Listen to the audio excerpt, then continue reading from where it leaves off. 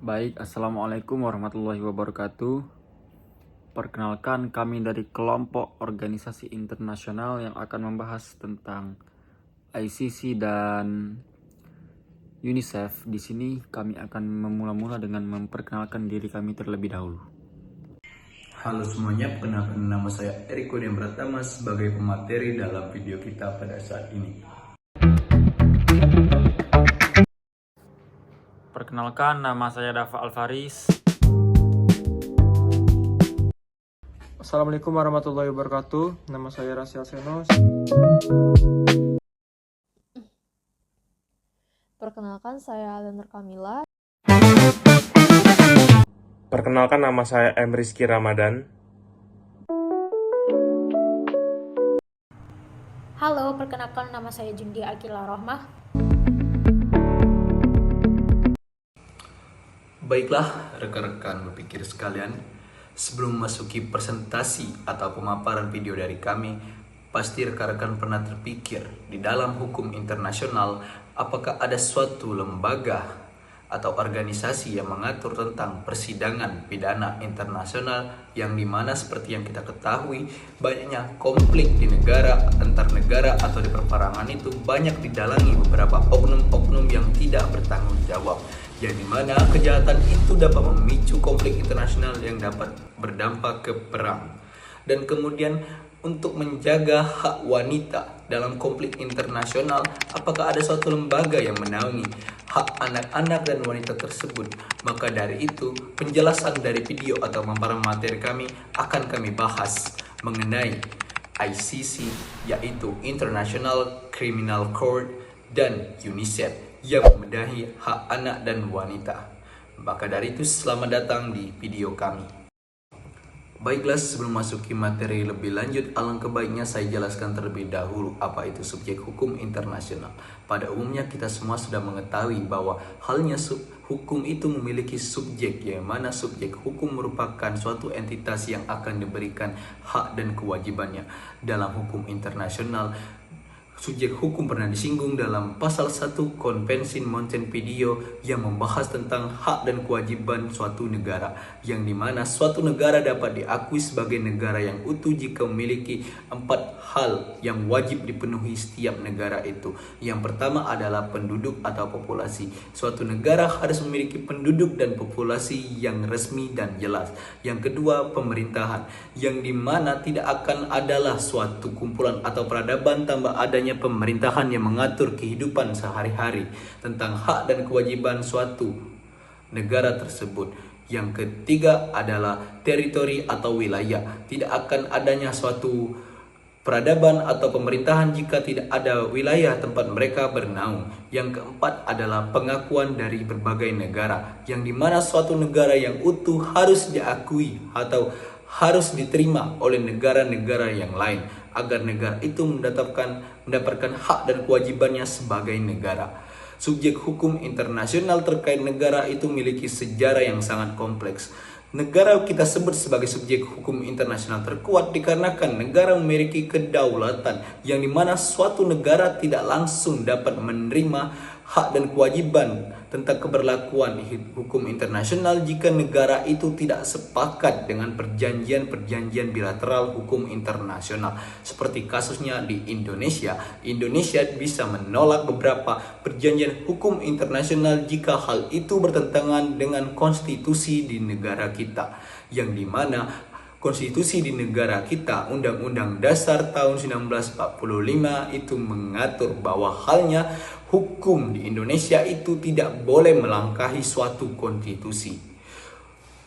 Hukum internasional, subjek hukum internasional tidak hanya membahas tentang negara. Seiring berkembangnya zaman, subjek hukum internasional menjadi lebih kompleks lagi, dikarenakan subjek hukum internasional tidak cukup mengatur suatu negara, hanya suatu negara.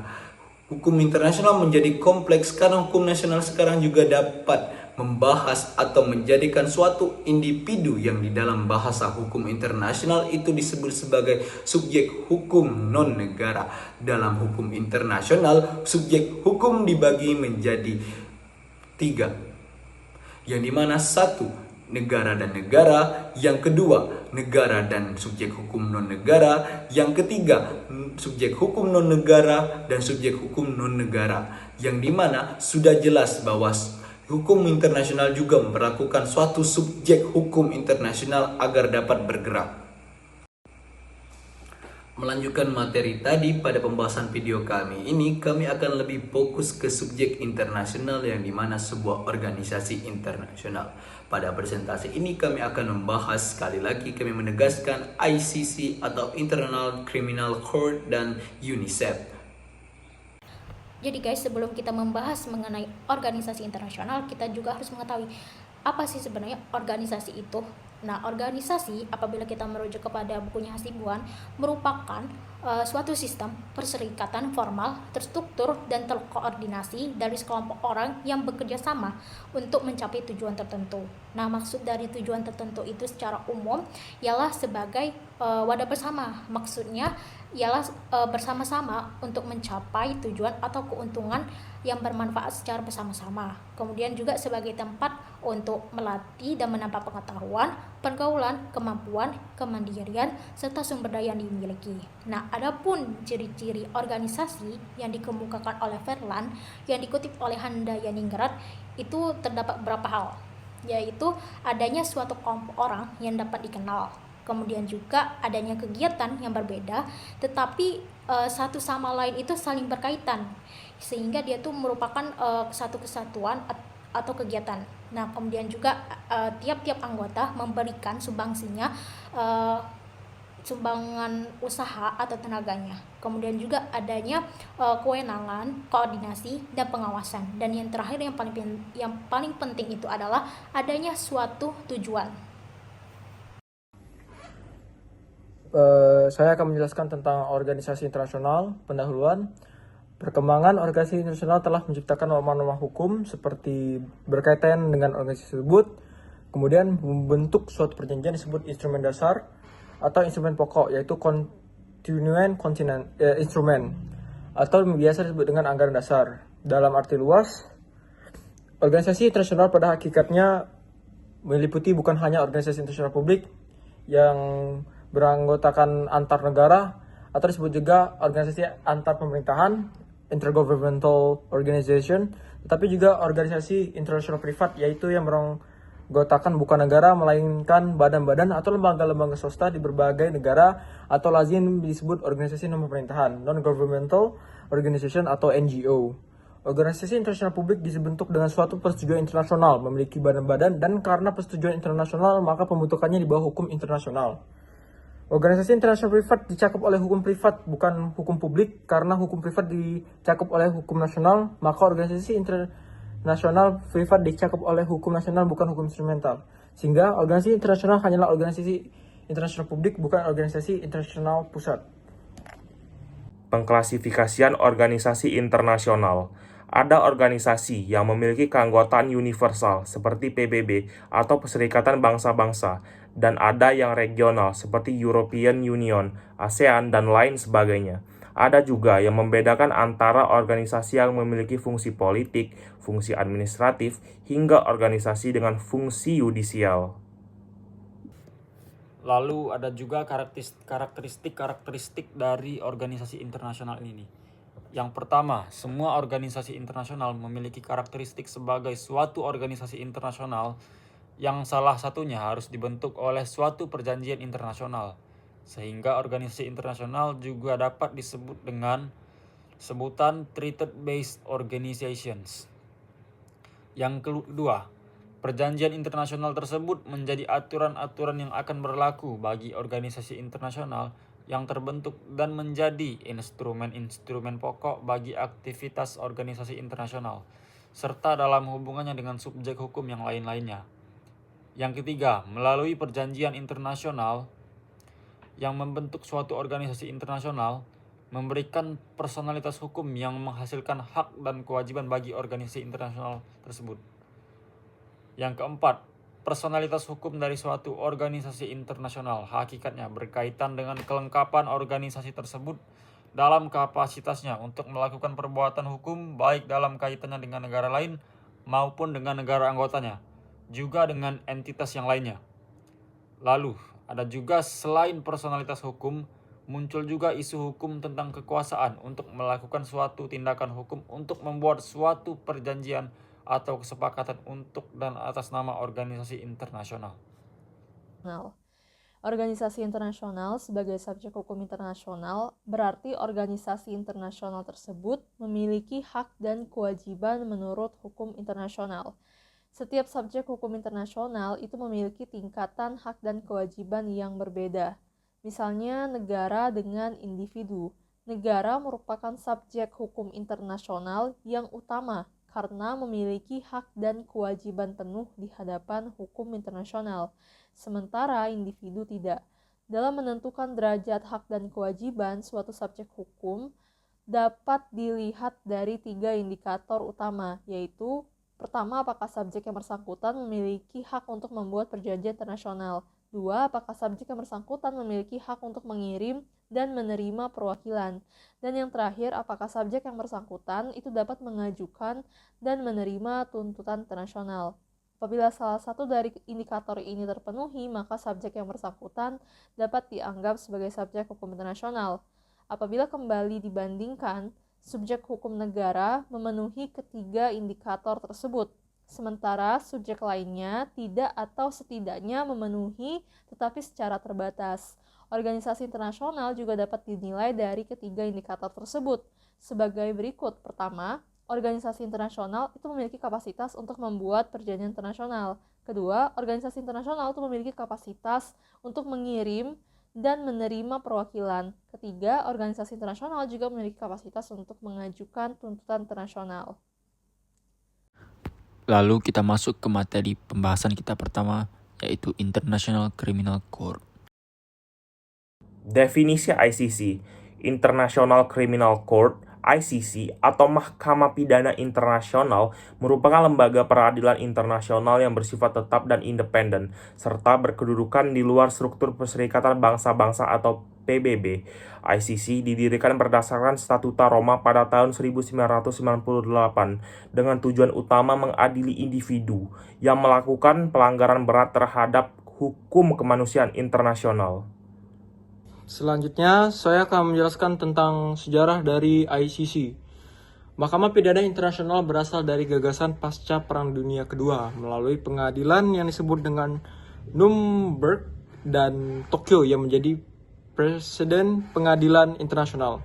Setelah melalui pembahasan panjang di PBB dan Komisi Hukum Internasional, akhirnya pada tanggal 17 Juli 1998 di Roma diadopsi status Roma yang menjadi dasar berdirinya ICC atau International Criminal Court. Statuta ini mulai berlaku pada 1 Juli 2002 setelah mendapat 60 ratifikasi dan ICC resmi berkedudukan di Den Haag, Belanda. Sebagai pengadilan permanen, ICC berwenang mengadili kejahatan paling serius, yakni seperti kejahatan perang, genosida, kejahatan terhadap kemanusiaan, kejahatan perang dan agresi, dengan prinsip melengkapi sistem peradilan nasional atau komplementari. Baiklah, materi selanjutnya kita memasuki landasan hukum. Seperti halnya suatu hukum pasti memiliki landasan atau fondasi dasar kenapa hukum itu bisa tegak atau kesepakatan kenapa hukum itu harus dipatuhi. Dalam konteks ICC atau International Criminal Court, landasan hukum yang dipakai merupakan Statuta Roma, yang dimana Statuta Roma merupakan suatu perjanjian internasional yang sepakat bahwa perlu adanya Mahkamah Pidana Internasional secara permanen. Hal ini didorong oleh banyaknya konflik yang terjadi dengan skala internasional, tetapi banyaknya negara itu bingung untuk melakukan atau mengadili para tersangka atau penjahat internasional itu. Yang dimana adanya ICC ini dengan adanya Statuta Roma itu memvalidasi atau mengkonkretisasi posisi ICC ini dalam pandangan hukum internasional. Tetapi kawan-kawan, Statuta Roma juga memiliki kelemahan, yang dimana Statuta Roma tidak bisa mengadili negara-negara yang tidak terafiliasi atau tidak sepakat dengan perjanjian tersebut. Kewenangan ICC dalam mengadili suatu kejahatan internasional itu terkandung dalam pasal 5 ayat 1 Statuta Roma yang mengatur bahwa ICC berhak untuk mengadili atau menegakkan keadilan terhadap kasus-kasus yang berskala internasional yang berpotensi mengancam keamanan antar negara atau internasional. Dalam pasal 6, ICC berwenang untuk menangani kasus genosida, yaitu genosida merupakan suatu perbuatan pembantaian massal suatu etnis, negara, ras, atau agama. Kemudian ICC juga berwenang untuk mengadili kejahatan terhadap manusia atau bisa juga kita sebut sebagai pelanggaran HAM internasional. Hal itu dikandung dalam pasal 7 Statuta Roma yang dimana kejahatan terhadap manusia berupa pemerkosaan, pembunuhan, atau penyiksaan. Yang kemudian kejahatan perang. Kejahatan perang merupakan suatu pelanggaran atau pelanggaran kesepakatan dalam perang, baik itu dalam penyiksaan atau perbuatan-perbuatan biadab lainnya yang dapat terjadi di perang. Hal ini diatur dalam pasal 8 Statuta Roma.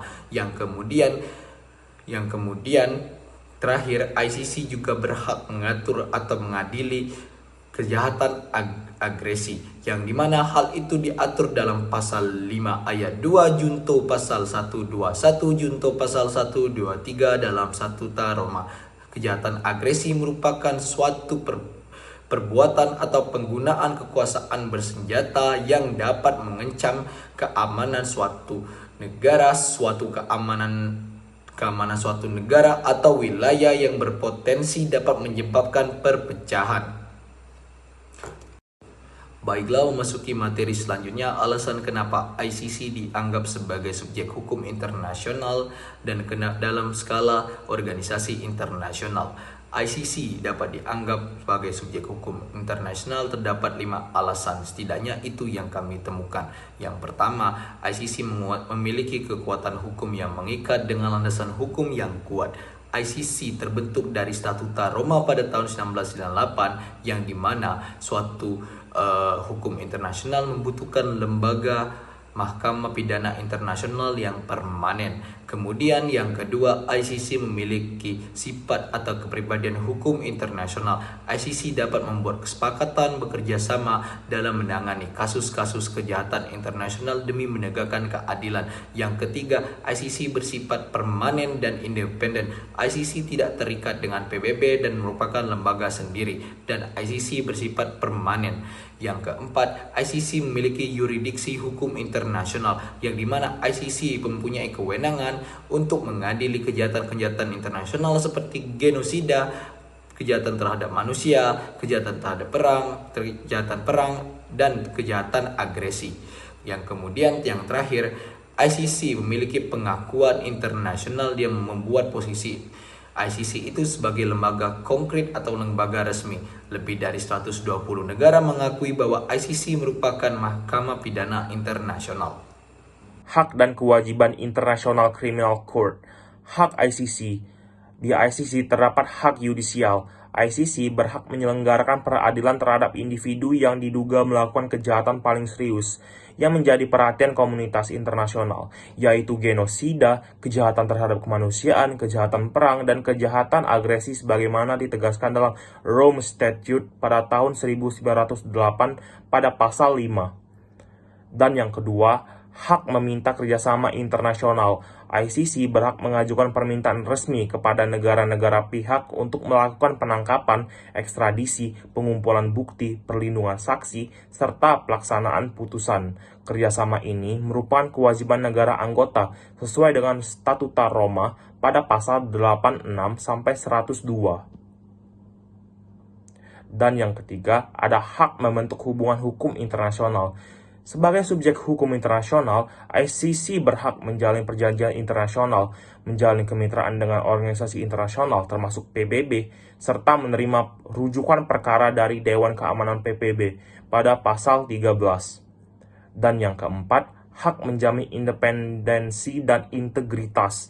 ICC memiliki hak untuk melaksanakan mandatnya secara independen, tidak tunduk pada pengaruh politik negara manapun, dan hanya berpedoman pada Statuta Roma serta hukum internasional yang berlaku. Dan kita masuk ke kewajiban ICC. Yang pertama, Kewajiban menegakkan keadilan internasional. ICC wajib menyelenggarakan peradilan yang adil, imparsial, dan transparan guna memastikan akuntabilitas pelaku kejahatan internasional sekaligus mencegah impunitas. Dan yang kedua, kewajiban menghormati hak asasi manusia. ICC wajib melindungi hak-hak terdakwa, korban, dan saksi, termasuk hak atas peradilan yang adil atau fair trial, prinsip due process of law, serta jaminan terhadap martabat manusia yang tertera pada pasal 55 sampai 68. Dan seterusnya, ada kewajiban melaksanakan prinsip komplementaritas. ICC hanya bertindak bila negara tidak mau atau tidak mampu mengadili sendiri. Dengan demikian, ICC tidak boleh melampaui yuridiksinya, tetapi harus menghormati kedaulatan peradilan nasional yang tertera pada pasal 1 dan 17. Dan seterusnya, ada kewajiban menjaga netralitas dan independensi. Seluruh organ ICC, mulai dari majelis hakim, jaksa, hingga pejabat administrasi, wajib menjalankan tugasnya dengan netral, tanpa memihak dan sepenuhnya sesuai standar hukum internasional. Dan yang terakhir, ada kewajiban melaksanakan putusan secara efektif. ICC berkewajiban menegakkan hukuman pidana, restitusi, serta reparasi kepada korban melalui mekanisme pelaksanaan putusan bekerjasama dengan negara tuan rumah maupun negara pihak yang tertera pada pasal 75 sampai pasal 103. Sekian, terima kasih. Jadi saya akan menjelaskan salah satu contoh dari kasus konkret yang pernah diadili oleh di ICC. Yaitu kita mengambil peristiwa utama pada tahun 2006 yang mengadili seorang tentara yang bernama Lubanga yang ditangkap dan dibawa ICC, yaitu kebetulan ini kasus pertama yang ditangani oleh ICC. Lubanga ditangkap pada tahun 2006 dan pada tahun 2009 persidangan pun dimulai dengan dakwaan merekrut anak-anak yang di bawah umur 15 tahun sebagai tentara. Dan pada bulan 14 Maret 2012 putusan menyatakan ICC menyatakan bahwa Lubanga bersalah atas kejahatan perang dengan merekrut anak-anak di bawah umur sebagai prajurit perang. Dan pada 2012 Lubanga mendapatkan hukuman dengan dijatuhi 14 tahun penjara. Sekian. Lalu kita memasuki materi organisasi kita yang kedua, yaitu UNICEF. Selanjutnya adalah Organisasi Internasional UNICEF. Nah, definisi UNICEF sendiri itu merupakan organisasi internasional yang berada di bawah naungan PBB, di mana didirikan pada 11 Desember tahun 1946 dengan tujuan awalnya yaitu sebagai lembaga yang berfungsi dalam menyalurkan bantuan kemanusiaan khususnya kepada anak-anak yang saat itu menjadi korban dalam World War II, Perang Dunia Kedua, sehingga awalnya nama UNICEF itu yaitu United Nations International Children's Emergency Fund. Namun, pada tahun 1950, Majelis Umum PBB memperluas mandat UNICEF. Berkat perluasan mandat, keberhasilan program-program, serta dukungan dari banyak negara di dunia, menjadikan Majelis Umum PBB menetapkan UNICEF sebagai badan permanen di bawah PBB yang berperan dalam pembangunan jangka panjang or SDGs (Sustainable Development Goals) terhadap anak. Perubahan ini juga menjadi alasan dihapusnya kata international and emergency, namun tetap mempertahankan akronimnya yang sama yaitu UNICEF, sehingga menjadi United Nations Children's Fund. Jadi guys, UNICEF itu awalnya bukan merupakan organisasi tetap, tetapi UNICEF itu dibentuk oleh PBB sebagai misi kemanusiaan darurat. Nah, kok bisa sekarang UNICEF dijadikan organisasi tetap di bawah naungan PBB? Jadi, UNICEF ini lahir dari situasi darurat pasca Perang Dunia Kedua, tepatnya pada 11 Desember 1946 melalui resolusi Majelis Umum PBB nomor 571. Nah, awalnya UNICEF ini bernama United Nations International Child Emergency Fund. Nah, fokus utama UNICEF ini adalah untuk membantu anak-anak korban Perang Dunia Kedua yang kala itu menderita kelaparan, sakit, dan juga kehilangan tempat tinggal. Nah, jadi awal mandat UNICEF ini bukan jangka panjang seperti sekarang, tetapi dia itu hanya sebagai misi kemanusiaan darurat. Nah, PBB mendirikan UNICEF itu untuk memberikan bantuan kepada anak-anak semua bangsa tanpa memandang asal negara anak tersebut.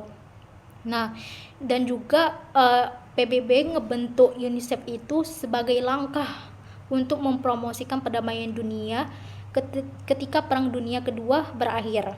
Nah, awalnya UNICEF itu juga hanya berfokus pada penyediaan makanan, pakaian, dan perawatan kesehatan dasar bagi anak-anak dan ibu. Nah, di tahun 1947, Maurits Pet ditunjuk oleh Ludwig. Jadi Ludwig itu dianggap sebagai pendiri UNICEF.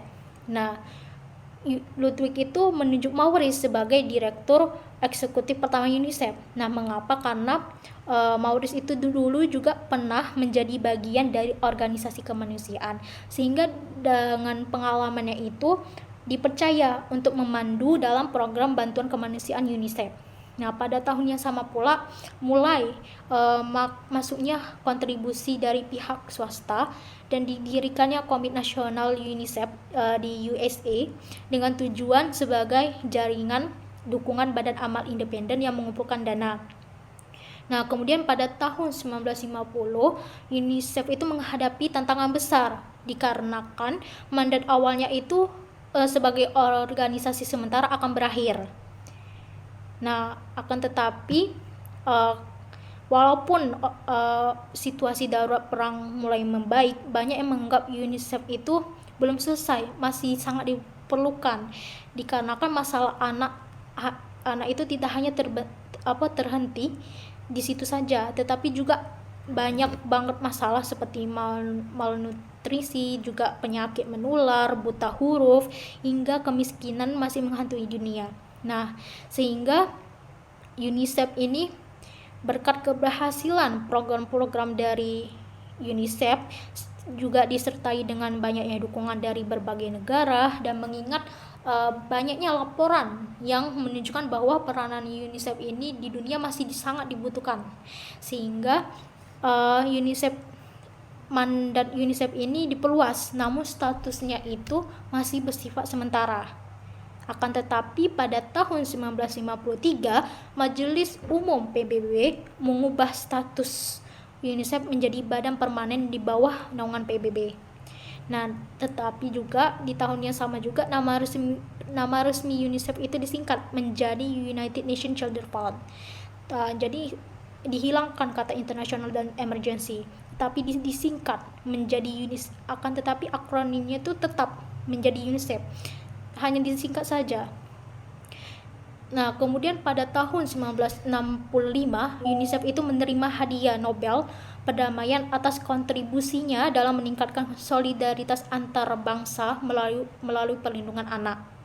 Nah, kemudian juga pada tahun 1989 konvensi anak, jadi konvensi anak ketika itu CRC diadopsi dan menjadi bagian landasan atau genomnya landasan normatif utama kerja dari UNICEF.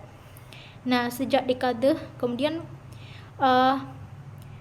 pada abad sekarang ini UNICEF itu banyak banget kontribusinya di dunia. UNICEF itu hadir lebih dari 190 negara dengan kantor yang berpusat di New York dan kantor regional di berbagai benua, di mana peranan UNICEF sekarang itu banyak. Programnya itu bukan hanya meliputi sebatas kesehatan program pada anak saja, tetapi juga misalnya sebagai vaksinasi massal, misalnya itu kayak melawan polio, campak, dan juga kayak COVID-19 kemarin, dan juga ada penanggulangan gizi buruk dan stunting, dan juga ada pendidikan darurat di zona konflik seperti Syria, Palestina, Sudan, dan lain-lain, dan juga ada kampanye kesetaraan gender dan anti kekerasan terhadap anak, dan juga ada advokasi kebijakan nasional yang pro anak. Nah, jadi pada intinya itu UNICEF pada mulanya itu sebagai badan darurat sementara yang berfokus pada bantuan pasca perang, namun dikarenakan keberhasilan programnya dan disertai adanya dukungan dari berbagai negara dan peranan UNICEF itu masih sangat dibutuhkan, sehingga Majelis Umum PBB memberikan status permanen kepada UNICEF pada tahun 1953 dan menjadi bagian dari struktur PBB, dan hal inilah yang menjadi alasan diperkuatnya mandat UNICEF berupa pembangunan berkelanjutan jangka panjang untuk anak-anak di seluruh dunia. Jadi UNICEF itu juga bekerja erat dengan pemerintah nasional, LSM, sektor swasta, dan komunitas lokal, sehingga menjadikannya salah satu subjek hukum internasional yang aktif sekaligus paling berpengaruh, terutama pada anak-anak dan ibu. Terdapat beberapa legal basis yang menjadikan UNICEF ini sebagai subjek hukum internasional. Pertama itu adalah Piagam PBB pada pasal 57-63 yang menjadikan dasar hukum pembentukan badan hukum di bawah PBB. Kemudian ada Resolusi Majelis Umum PBB nomor 57 ayat 1 tahun 1946 yang menjadikan dasar hukum terbentuknya UNICEF pertama kali.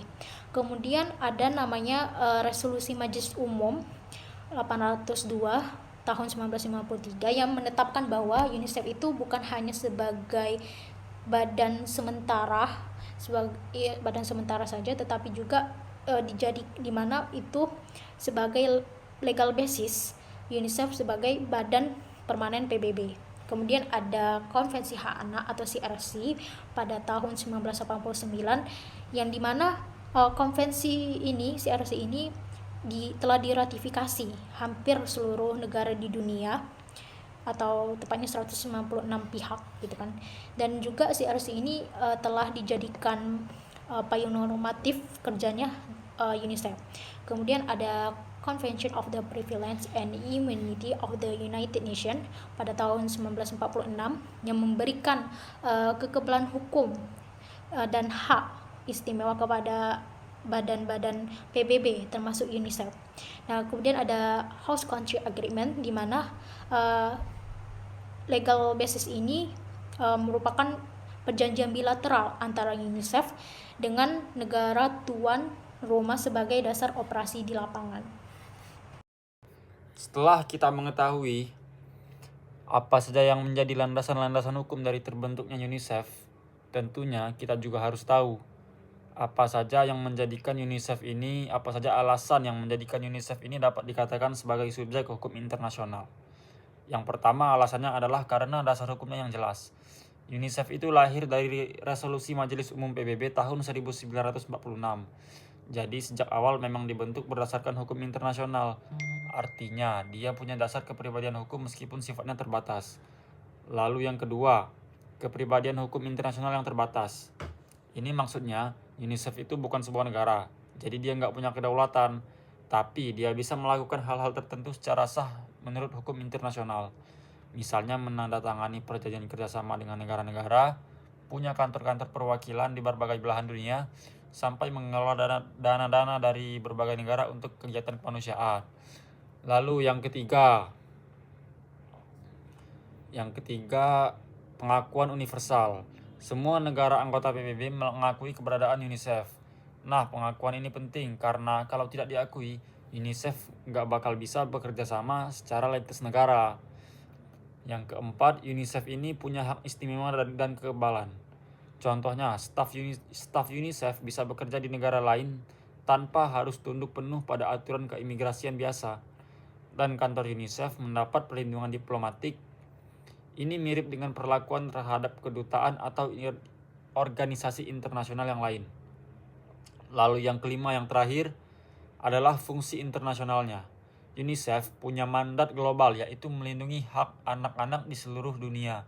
Karena masalah anak itu nggak kenal batas negara, UNICEF menjalankan program lintas wilayah, misalnya bantuan vaksin, pendidikan darurat di zona konflik, dan penanganan gizi buruk. Jadi secara singkat, UNICEF memang bukan negara, tapi dia memenuhi syarat untuk disebut sebagai subjek hukum internasional karena punya dasar hukum, diakui secara global, punya fungsi internasional, dan diberikan hak serta kapasitas tertentu untuk bergerak di ranah internasional. Jadikan UNICEF itu merupakan salah satu subjek internasional yang memiliki peran penting, terutamanya dalam pelindungan terhadap anak. Nah, adapun peranan UNICEF itu berupa 1. Memberikan bantuan kepada semua anak dan ibu yang menjadi korban Perang Dunia Kedua, misalnya bantuan makanan, pakaian, obat-obatan, dan lainnya. Nah, ini merupakan peranan UNICEF pada awalnya. Nah, yang kedua itu memberikan dukungan terhadap para pekerja sosial UNICEF di seluruh negara sehingga dapat terus mengabdikan diri secara optimal untuk membantu dalam penanganan permasalahan anak. Kemudian juga peranan UNICEF itu memberikan segala bentuk nasihat dan bantuan teknis dalam perencanaan dan implementasi program yang bertujuan untuk meningkatkan kesejahteraan anak. Misalnya itu ketika pertemuan komit membahas tentang anak dan perwakilan UNICEF hadir, maka UNICEF itu memiliki peranan dalam menyediakan data, laporan, nasihat maupun bantuan teknis kepada negara yang membutuhkan. Nah, peranan ini disebut juga sebagai kewajiban moral dan operasional dari UNICEF. Kemudian UNICEF itu juga berkewajiban dalam mengkoordinasi proyek bantuan baik berskala kecil maupun besar sehingga dapat berkembang yang menghasilkan metode yang lebih efektif. Kemudian juga memberikan panduan dan solusi alternatif sebagai bentuk dukungan bagi negara-negara yang menghadapi permasalahan tentang anak. Kemudian juga mengkoordinasi seluruh jaringan pekerja sosial UNICEF untuk memperluas cakupan dan dampak metode yang digunakan. Dan kemudian juga UNICEF ini diberikan kewenangan untuk membuat peraturan dan tata kelola tersendiri seperti mencari dana maupun menjalin kerjasama dengan pihak lain untuk menjalankan mandatnya dalam memberikan bantuan atau memfasilitasi bantuan eksternal dalam berkoordinasi penyelesaian terhadap permasalahan anak. Dan UNICEF ini juga memiliki hak untuk hadir dalam pertemuan komit konvensi apabila komit tersebut membahas mengenai bidang yang menjadi mandatnya UNICEF, yaitu perlindungan dan kesejahteraan anak. Contohnya, UNICEF itu memberikan anjuran bagi negara Indonesia bahwasannya semua anak harus memiliki akta kelahiran dan juga anak bebas dari kekerasan dan eksploitasi, serta perlunya didukung oleh sistem kesejahteraan sosial yang kuat dengan intervensi keadilan khusus bagi anak dan diberikannya perhatian spesifik dalam persiapan bencana dan juga adanya upaya pengurangan risiko. Apabila kita intisarikan mengenai peranan UNICEF tadi, maka kita akan ketahui hak dan kewajibannya yaitu sebagai berikut. Yang pertama adalah hak UNICEF. UNICEF berhak untuk membuka kantor perwakilan di negara anggota. Ia juga berhak untuk mengakses zona konflik, darurat, kemanusiaan, tentunya atas izin negara tuan rumah dengan mandat kemanusiaan. Lalu juga UNICEF berhak untuk mengelola dana internasional secara mandiri, serta bekerja sama dengan negara, NGO, dan organisasi internasional lainnya. UNICEF juga berhak untuk mendapatkan kekebalan hukum untuk staf dan asetnya sesuai dengan Convention on Privilege and Immunities. Lalu kewajiban UNICEF yaitu untuk netralitas. Jadi UNICEF tidak boleh berpihak dengan pihak siapapun dalam konflik. Lalu imparsialitas, yang mana bantuan diberikan itu berdasarkan kebutuhan dan bukan lagi-lagi politik. Lalu menghormati kedaulatan negara, yang mana UNICEF itu tidak bisa masuk tanpa persetujuan negara tuan rumah yang bersangkutan. Lalu juga akuntabilitas dan transparansi, terutama soal dana internasional dan fokus ke mandat. Jadi UNICEF hanya bekerja di isu perlindungan anak dan tidak boleh melebar ke agenda-agenda politik lainnya. Baik, lalu selanjutnya saya akan mencontohkan salah satu kasus konkret yang dilakukan oleh UNICEF terhadap pengaruhnya terhadap Indonesia, yaitu UNICEF pernah menuruni angka kematian balita pada tahun 1990 sampai dengan kurun waktu 2013, yang dimana beritanya sebagai berikut. Dari berita yang kami ambil dari Antara News, pada hari peringatan 25 tahun Konvensi Hak Anak, UNICEF mengumumkan bahwa angka kematian anak di bawah 5 tahun, balita, telah berkurang lebih dari setengah dalam periode antara 1990 sampai dengan 2013.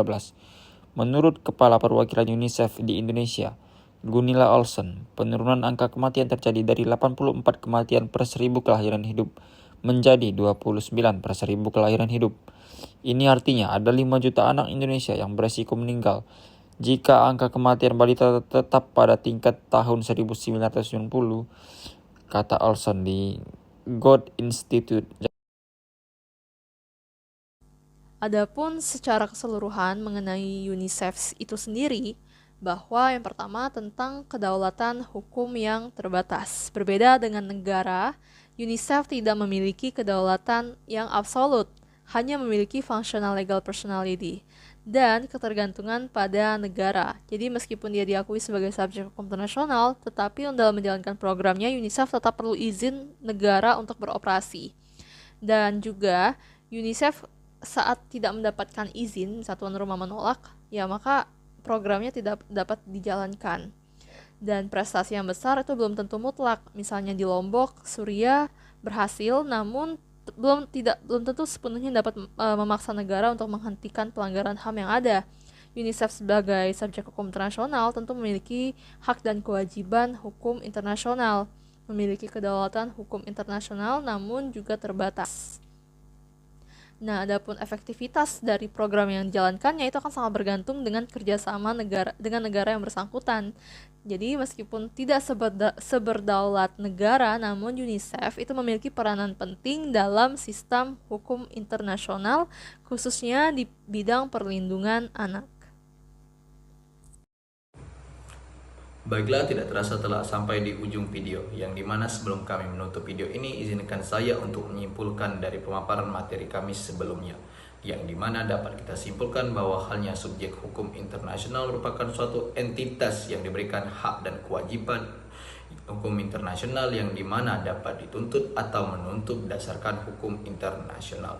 Dari kedua organisasi yang kami jelaskan tadi dapat ditarik kesimpulan bahwa halnya organisasi internasional berkembang sesuai dengan instrumen hukum internasional, yang dimana organisasi internasional tidak sekuat negara yang memiliki kedaulatan, yang dimana organisasi internasional hanya sebatas pengakuan dari piagam pendiriannya, yang membuat organisasi internasional tidak memiliki hak sepenuhnya dalam hukum internasional, tetapi masih tetap berjalan atas adanya landasan hukum yang mengikat dari kesepakatan atau perjanjian internasional. Dari ICC dan UNICEF dapat kita pelajari bahwa halnya perkembangan hukum internasional sangat dinamis dan tidak dapat ditebak, yang dimana ICC bergerak dalam segi yuridis dan UNICEF bergerak dalam segi kemanusiaan. Hal itu membuktikan bahwa halnya hukum internasional berkembang sesuai dengan kebutuhan masyarakat internasional dan perkembangan zaman. Sekian presentasi dari kami terkait penjelasan ICC dan UNICEF. Jika ada kurang boleh ditanyakan di lain forum. Terima kasih. Saya akhiri, wabillahi taufiq walhidayah. Wassalamualaikum warahmatullahi wabarakatuh.